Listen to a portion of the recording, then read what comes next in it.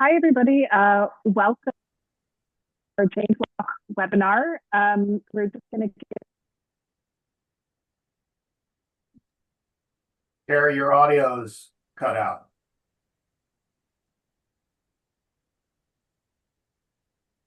Tara, we can't hear you.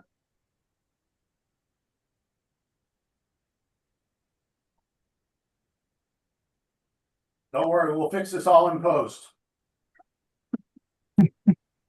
No. No? Yep. Yes. Oh, now, Yep. now, yep. Stand by.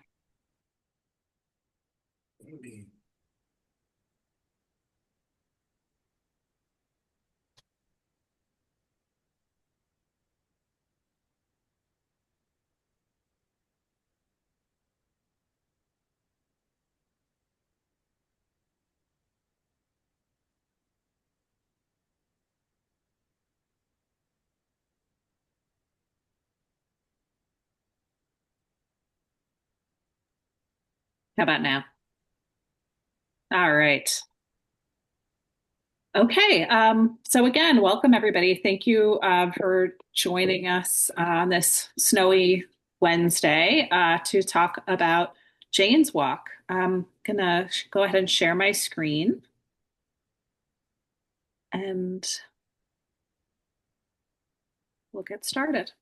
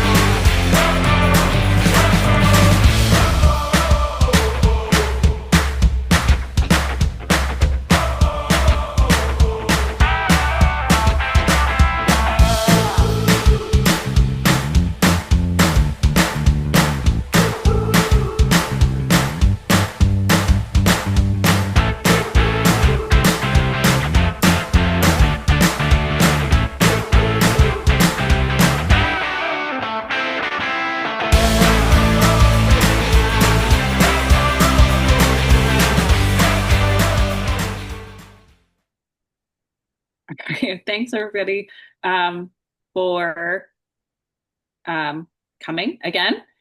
Sorry the video is like a little bit glitchy, but wanted to give you a little bit of inspiration on past years of Jane's Walk. But so as you saw, Jane Jacobs was a urban activist who, sorry, I'm moving my notes in front of me. Famous urban activist who lived from 1916 to 2006. She's best known for galvanizing her neighbors in New York City to stop a highway from being built through their neighborhood in Greenwich Village. And her writings taught that every individual has an opportunity to shape the place that they live. And her principles really underpin the participatory planning approaches that have been embraced in communities around the world, how old buildings contribute to community vitality and character, mixed use, having commercial development and residential mixed together, having eyes on the street, are all important to healthy communities and neighborhoods. So in 2006, Jane's Walk Festival was created in her memory and is now celebrated in more than 500 cities around the world, including actually dozens in Maine. I hope is in that count of 500. If not, then it's like 550. But this year, and so it's celebrated the first weekend in May every year in honor of her birthday, which is May 4th. And so for this year in May in 2026, it's going to be on May 2nd. You already know that because that's why you're here. So we are and our collaborators at Portland Downtown, Friends of Congress Square Park, Greater Portland Landmarks, Maine Downtown Center, and now joined by the Maine Semi-Quincentennial Commission, started Jane's Walk in Maine in 2022. And you'll see at the time we had a couple of dozen walks in a few communities around the state. This is just an idea of some of the topics that were covered in that time, but it was 11 cities and towns, around 300 people participating. The following year, in 2023, we grew dramatically, nearly doubled, with more than 500 participants in 26 cities and towns, and including nearly 40 walks. And topics included things like stormwater mitigation, adaptive reuse, wild foraging, all kinds of interesting topics. So just so you understand, it does not have to be just about history or preservation. And in 2024, we had 49 walks in 35 communities and more than 1,000 people participating. Last year, more than 50. I'm running out of room on my slide, and that's a good thing. So we had more than 50 walks in 39 communities with, again, more than 1,000 people participating. And you can see here some photos over the course of the years. You've got Ellsworth, Bath, Waterville, Portland, Stonington, Gorham, Castine, Bethel, Portland again, all covering a range of topics, and beautiful and also a little bit wet days over the course of the last several years. But it's always a fun time, and we're always excited to have people engaged in their communities, learning more about themselves, about their communities, and each other. So you're here to learn more about leading a Jane's Walk. And the first thing that you need to know is that anyone can do this, literally anyone, whether you're affiliated with an organization or just someone who cares about a specific topic. And again, it could be any kind of topic that piques your interest. So you're an expert in your own experience and in your own community. So don't be intimidated in any way. It's a walking conversation and not a lecture. So how do you decide on a topic? You just want to think of something that interests and matters to you, and surprisingly, other people will find that interesting too. But two other things that you want to think about when thinking about your topic is how to incorporate some interactivity and get off the beaten path. So you might consider engaging a group in an activity like a scavenger hunt or maybe even a pub crawl, and bringing them into parts of their community that they would not normally see. To plan your route, you want to pick a precise meeting spot, an exact street address or a public landmark that's easily accessible. Think about the story that you're trying to tell and help map out your walk sequence of spots. We recommend using Google Maps or some other mapping tool to plot your route to factor in time walking between those locations. And you should also practice your route beforehand. Identify good places to gather the group that are close to features of the streetscape or landmarks that you'll be pointing out during your walk. And we recommend inviting a friend to join you on that practice route to offer you some feedback. You should also consider accessibility. So everyone experiences space differently. Think broadly and empathetically about how others might feel along your route. You can indicate sidewalk accessibility, or just walk accessibility in your description, and be mindful of areas that are not accessible to the public and seek permission before leading your walk onto any private property. We strongly recommend enlisting a volunteer who can attend to logistics on your walk. Volunteers can assist in managing crowd. They can make sure the group stays together and does not block sidewalks or entryways. They can help document your walk and help you answer questions. It's also important that you know you don't have to lead your walk alone. And I don't just mean in terms of the volunteer. Oftentimes, walks are led by more than one person, which can create a more dynamic, comfortable, and conversational walk. One that's sort of curating multiple perspectives. It doesn't necessarily, we don't even need to hear from you at all, in fact. Um, so I got my notes backwards. I already said this. Bring a volunteer. It can be really important, especially as we may not know how many people will be showing up for your walk. Um, you can also enhance your walk with historic photos to show a sort of then and now comparison, or maybe provide a map showing the stops that you plan to make so that your walk attendees kind of know the kind of schedule of where you're going to be headed. And it could also be fun to end at a local business or community gathering space to kind of continue the conversation as a group. I recommend starting by introducing yourself, saying a little bit about who Jane Jacobs was and what the festival is all about. You'll have these slides, or the information in these slides is in the Walk Leader FAQ and includes a link to the Wikipedia page about Jane Jacobs. If you want to do a little more surface level research, you could also read all of her books and learn everything about her. She's a fascinating woman. And there's a documentary about her. You also might ask participants where they're joining from, how they heard about your walk, and what made them interested in participating on the day. As you're moving through your stops, please make sure you're not walking and talking at the same time. It can be difficult for folks to hear you, so remember to speak loudly and gather your group in quiet spots or stand on an elevated plane, maybe like some stairs or a park bench that might be on the walk. And again, when you plan your route, those are the kinds of spots that you might find along the way.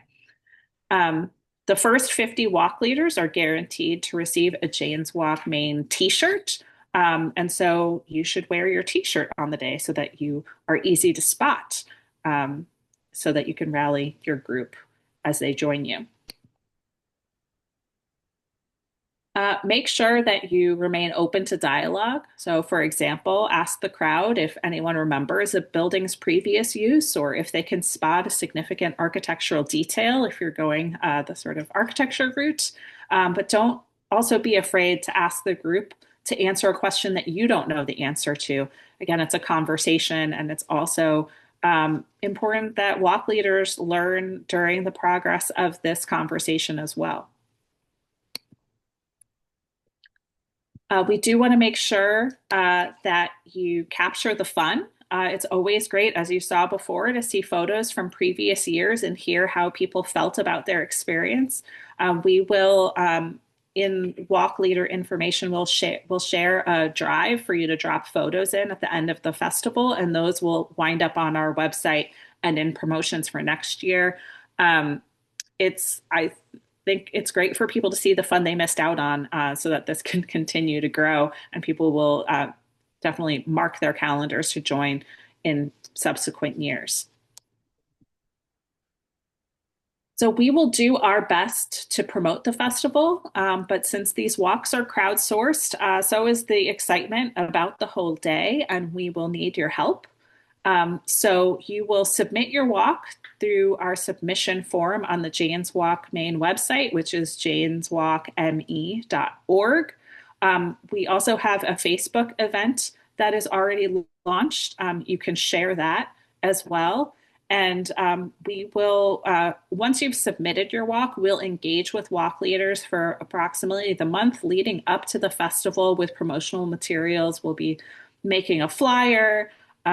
We will have some customized flyer materials for individual walks. We'll be promoting on social media using the hashtag JanesWalkME. You can do so as well so that people find each other's walks, and the more conversation that's having online, the more the message gets amplified and grows.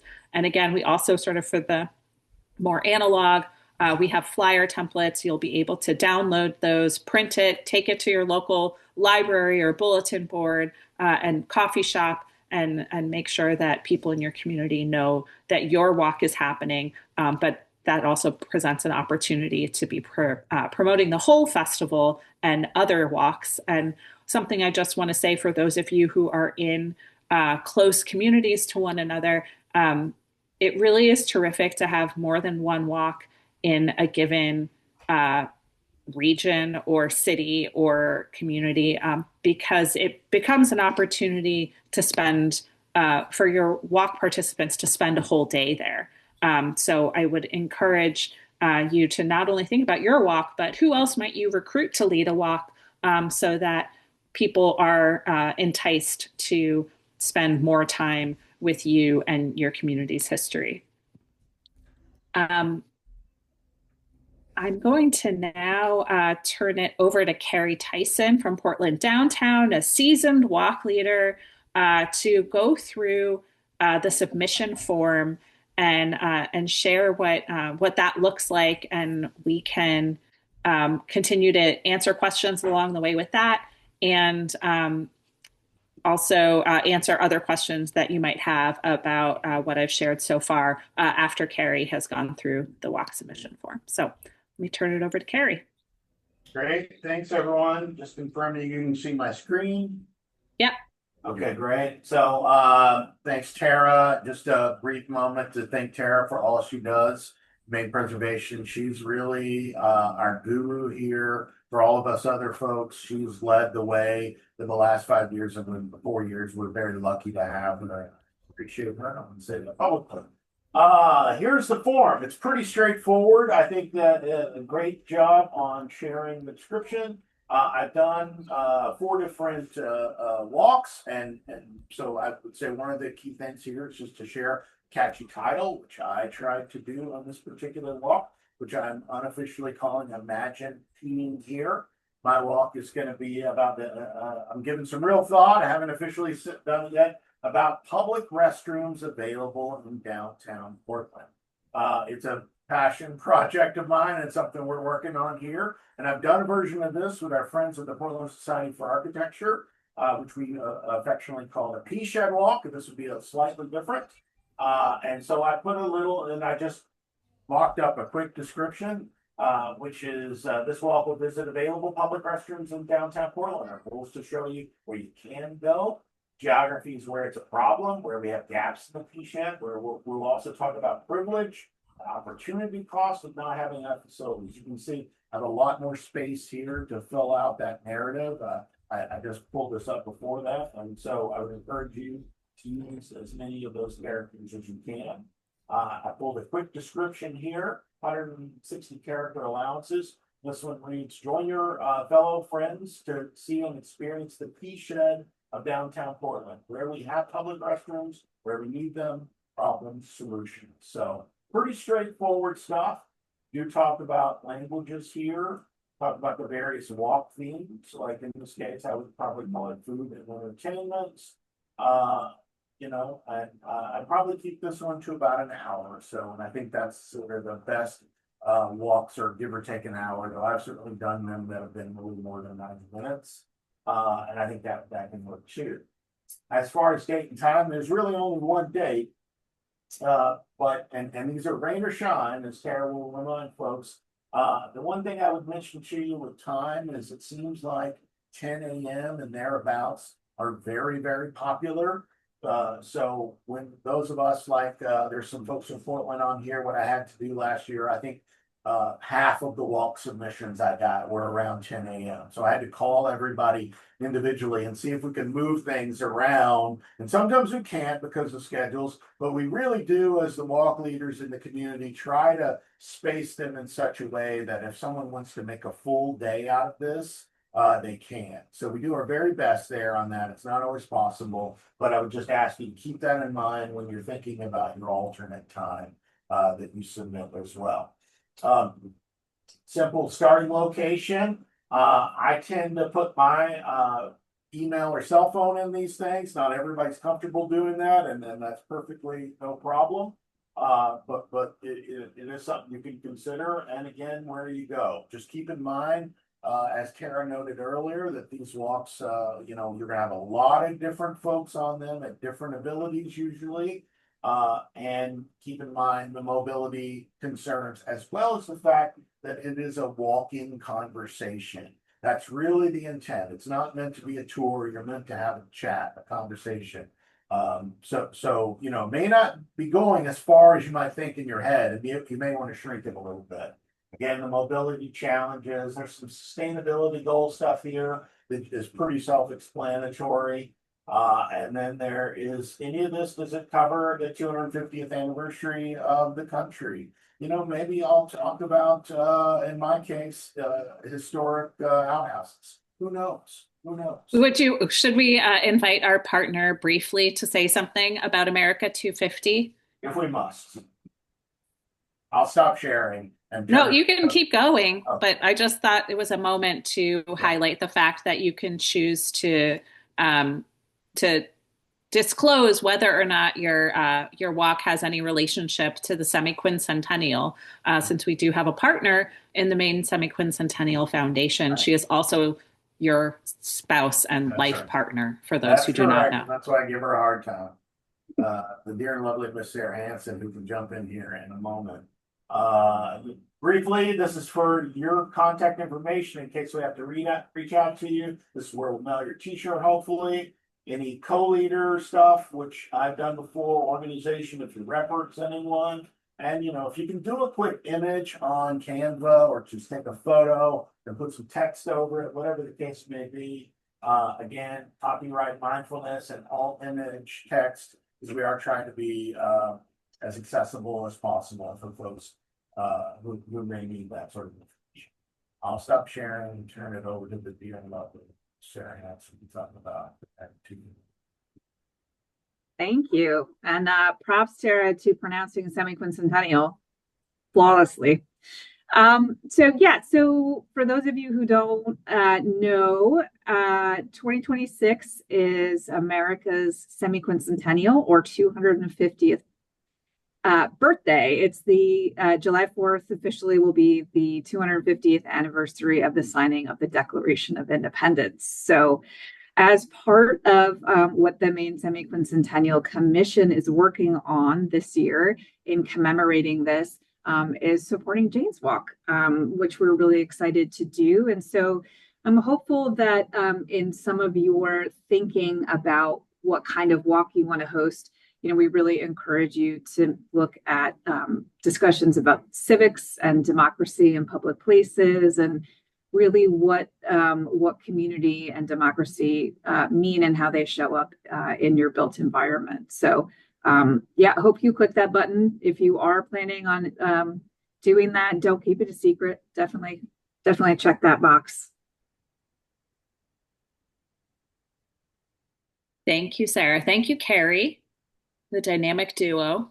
I would love to hear from some of our other partners who might already know about the walks that they intend to lead. CJ, GPL, I don't know if you have any ideas yet.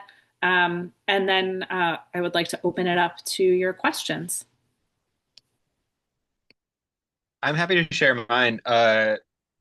Last year, it's kind of a variation and a narrowing in from the walk that Carrie and I led last year, which was exploring downtown Portland's living rooms, sort of like the different public spaces and their social ability and things like that. And to get even more specifically nerdy, I'm gonna be looking at specifically public seating. Similar route as last year, but just sort of exploring all the public seating options in Portland and really looking at the streetscape with the lens for that. Materials, social ability, viewpoints, people watching, accessibility, all that kind of stuff. The fun part the title, I think, just occurred to me, which is When City Met Tushy. an exploration of public seating in downtown Portland. Like Carrie said, the title is like half the work. So, uh, but one thing I'll say about it, I think it'll be fun. I think about this stuff a lot. It's a good conversation to have from, like I said, accessibility and inclusivity viewpoints. But my big thing on whatever a walk is for me is to make it. I find that the word explore often finds its way into my title or subtitle. Um, it just lends itself to all the dynamics that Tara was talking about with having a conversation and not really being a top-down dynamic in the walk, and kind of being open-ended. You could even like vary your route up a little bit. When you have the word explore, it feels more natural to do that sort of thing. So that's what I'm thinking, and that's why I'm thinking it. Thanks, Hi, CJ. everyone. Oh, I'll just chime in from Greater Portland Landmarks.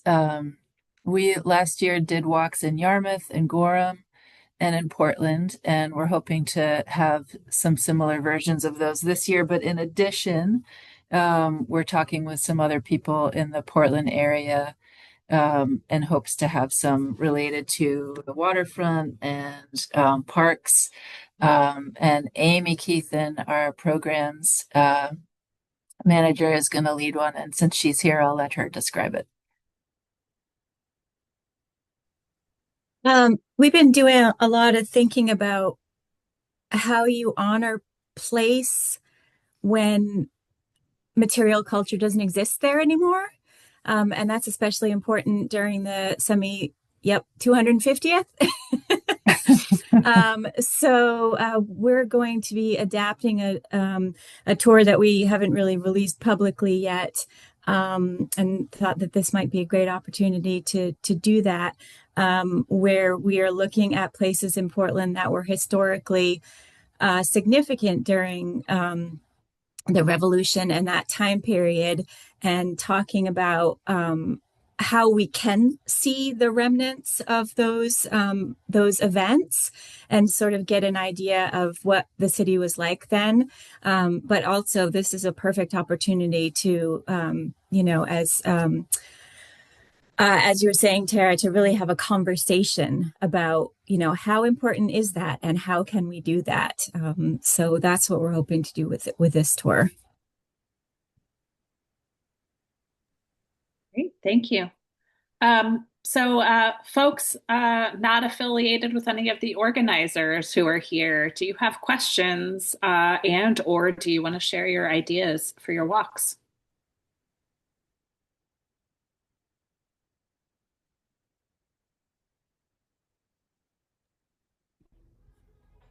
Well, I'll just jump in. I guess I just said what I had to say in the chat, but in case you don't have that open, my name's Robert from the Bayside Neighborhood Association. We had a couple of Jane's Walks last year that popped up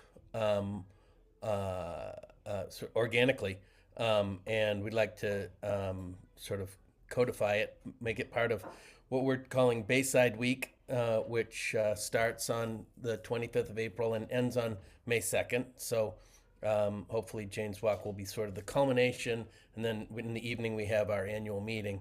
And so we'd love to have as many Jane's Walks as we can get. And we're reaching out to our constituents, our local history buffs, and getting a few together. But if anybody has an idea that isn't necessarily you don't have a place for it, and you want to make it place based and make it in Bayside, we'd love to amplify and promote and support you. Thank you. That's terrific. And so just as I was saying in my presentation, I've seen this really take off. Like I've really enjoyed seeing how much is happening in Portland, obviously, as our great urban center. But Westbrook has also had a number of walks. Ellsworth has also had a number of walks in years past. And the idea that people look at the roster of walks and see that there are 7 things happening in a neighborhood or a community really makes them excited to not just go to one, but go to two, maybe three, stay for lunch, get a drink after, and have a whole day around it. And so it's kind of it's just a great, like, ancillary economic development tool for your community, but also, thinking about it from a community engagement perspective. If you do have any advocacy ideas, that people are really invested in your community, it's a great way to kind of incubate those thoughts and experiences by just starting at a very low barrier to entry way of, here are some fun things to do in your community. It's free. Just show up. You don't have to sign up. Just be here and learn and meet people, and maybe they'll be coming back again. So do also feel free to share materials about your own organization on your walk. Something that Ellsworth did one year as well was they gave out sort of discount cards to local businesses for people who were attending walks. That's just another way for it to be further investment and engagement in the community. Jamie, we'll not only take questions from you, but from your cat. I was wondering if people have used transit like Metro on walks in the past. I can see it could be a little challenging. I mean, people may not have the app or may not have $2 in their pocket. I guess you could let them know ahead of time, but just thinking about how to extend the length and still make it a loop to bring people back to where they started. I haven't experienced that personally, but I think that it's a really interesting idea to try out. I'm sure that there would be some logistical challenges, and again, from a sort of advocacy perspective, maybe that's part of what you might be demonstrating, that that is challenging to link parts of your community. Others who've done a lot of Jane's Walk, have you kind of done anything not on foot? We have had a couple of bicycle walks, but I'm not sure we've had anything that involved public transit. No, but I would add that GP Metro, as you probably better than anybody, Jamie, I bet you they'd be really good about giving you a couple of dozen of free passes. They've been great partners for lots of different things. I think it'd be a fun and interesting idea. I like it. All right, thanks. I also, just going back to kind of the Bayside point, but perhaps it's relevant to this as well. I know that Carrie, CJ, and Kate are going to do some work to coordinate Portland walk leaders. So for one reason, just around scheduling, so that you're not all on top of one another. But there are also just maybe these moments for potential collaboration as well between communities. Yeah, we're going to host a little gathering at some point. Three of us have to get together and put a date on the calendar, but look for that in the next week or so. The invite, probably a week after or so.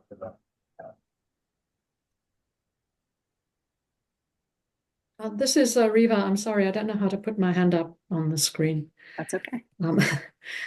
So we've created a Portland Jewish History Trail, which is you can put that into your browser and it comes up.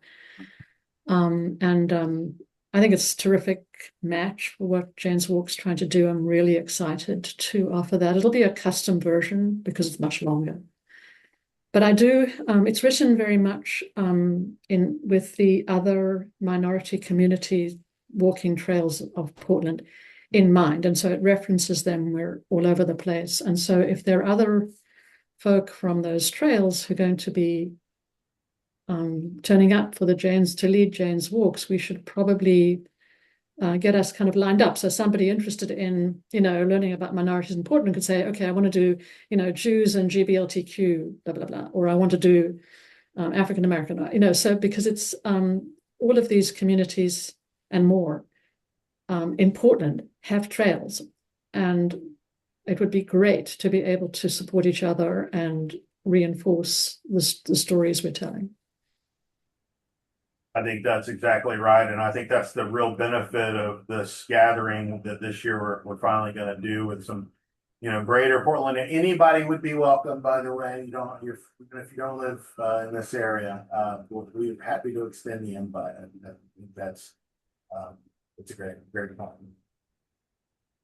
Yeah, so I think Riva, we'll make sure that because we have your email via, and if you perhaps you already know the other Portland folks on the call, but we'll make sure that you're coordinated in with the in-person Portland coordination. And I do think that our Portland partners will be doing some outreach to other groups. And so you make a great point of taking advantage of material that's also already there.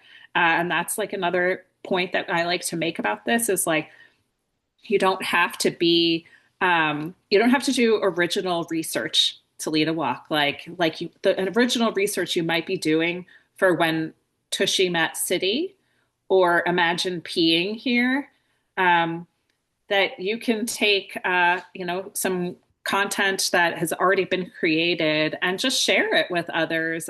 You can even invite different people on your walk to read some of the material that you already have. And so some of the, interesting walks that I've learned about in my time of doing this, both here and in New York City, have had just taken really different formats. So I've seen walks where it's really about poetry. And so you're going to different stops and different people are reading a different piece of poetry. Like it doesn't, again, have to be a sort of straightforward history experience, but really, again, just a way of engaging in community. So are there other things that any of my other fellow collaborators want to talk about in terms of their favorite things that they've experienced before? Just to kind of get a little bit of inspiration going for the folks who are here today. I'll just chime in quickly, and I'm new to this, but last year, speaking of the poetry, the Yarmouth Walk involved that, and it was from the archives of the Yarmouth History Center, and it was from people who had lived there and had written about their experiences or in some way was related, and it was very moving because people on the walk, we each could read one in the place that was related to the poem. And so that was really cool. And then in Gorham, they actually involved some high school students. And so at different places, other people were able to participate in sharing the stories. And that was a cool way to bring in a range of ages into the process as well. Yeah, I've been on a walk that was led entirely by a class of college students who got to create a walk instead of writing a paper. So that was a really fun. That's cool. That was a fun one. Yeah, I went on the stormwater one a couple of years ago, and it's a random topic you might not originally sort of draw to, but it was really incredible and interesting and thing you don't always think about all the time. So I'd say, the weirder the better in a way, even if CJ and I are sort of bleeding the puns and slightly off color invites. I'm Mike Dixon. I'm from the Munjoy Hill Neighborhood Organization. I don't think we did one last year, to my great regret, and I'm hoping we do. Picking up on Rob's invitation, I'm wondering if, and I'm sorry I was late, so if I missed this, I apologize, but wondering if you have like an easily shareable graphic I could throw in a newsletter as a teaser to sort of invite proposals in the neighborhood. Oh, yeah. So I guess most of our walk promo materials that I was discussing, really, my expectation or anticipation has typically been that we're promoting the walks that have already happened. But in terms of walk submissions, we can put something together. I mean, there's either sharing whatever you might see on social media from any of the collaborating organizations. That's just kind of an easy existing way with a call for walks existing on any of our socials. But we can put something into a folder in terms of walk recruitment so that you could help us with that. Okay, thank you. But if you haven't already explored the Jane's Walk Me website, there is a lot of content there that, and the video that I did show at the beginning, that is also just kind of some boilerplate that might answer anybody's questions. But we'll think about what we can share.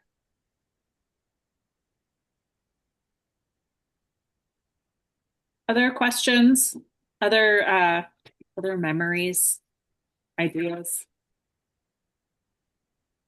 Just said it's a lot of fun. It's one of my 3 favorite days, along with 207 Day and Small Business Saturday. The trifecta of urbanist nerd holidays, and plan accordingly as you go to as many as you can. It's a fun time. Great. Well, thank you all so much. Those of you in Portland, look out for an invitation to that in-person gathering, and looking forward to having another really successful and exciting Jane's Walk Day, May 2nd. So see you all then.